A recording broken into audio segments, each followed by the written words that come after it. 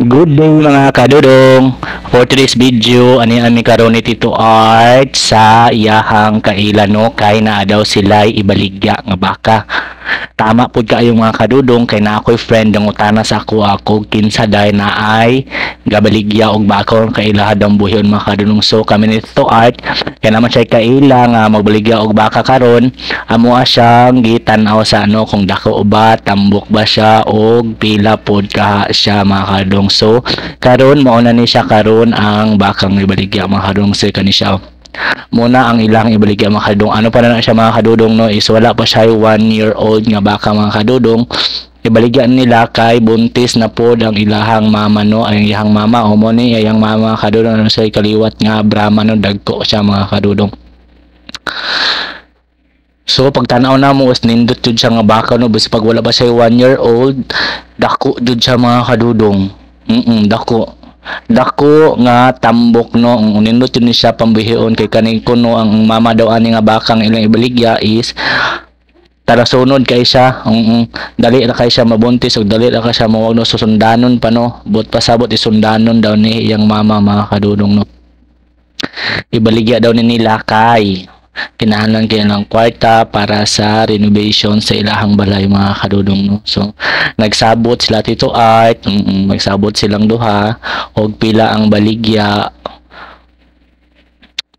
So nagkasinabot ang sa price no kay gina nang podamo ang friend og pila mga kadudong.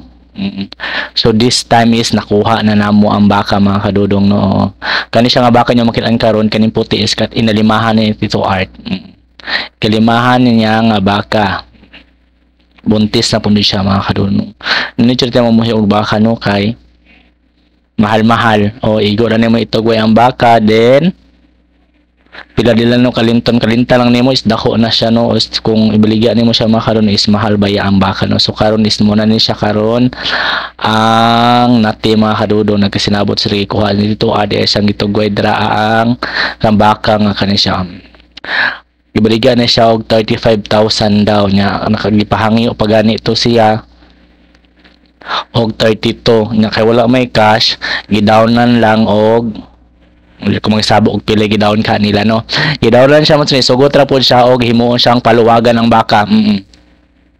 Basta within the month maimpas na siya no, basta pag kita gibutan pug kayo ang nagbiligaan ng baka kay pwede ra nimo data-datahan. Partial lang bahanton maimpa sa isa ka bulan no kay kailangan kay ang kwarta. So muna siya karon ang baka mga kadudong dako na jud siya no, mga almost 2 years daw pwede na paupahan ng baka kay manguwag na siya mga kadudong. So muna na karon mura na mga kadudong ako ring gi-share ang amuang pagtan-aw sa baka mga kadudong. Thank you for watching and see you for my next video. Bye-bye. Kay mamakiro pa mi. Makirihon sa namin yung baka no kay arong dahil rumadako.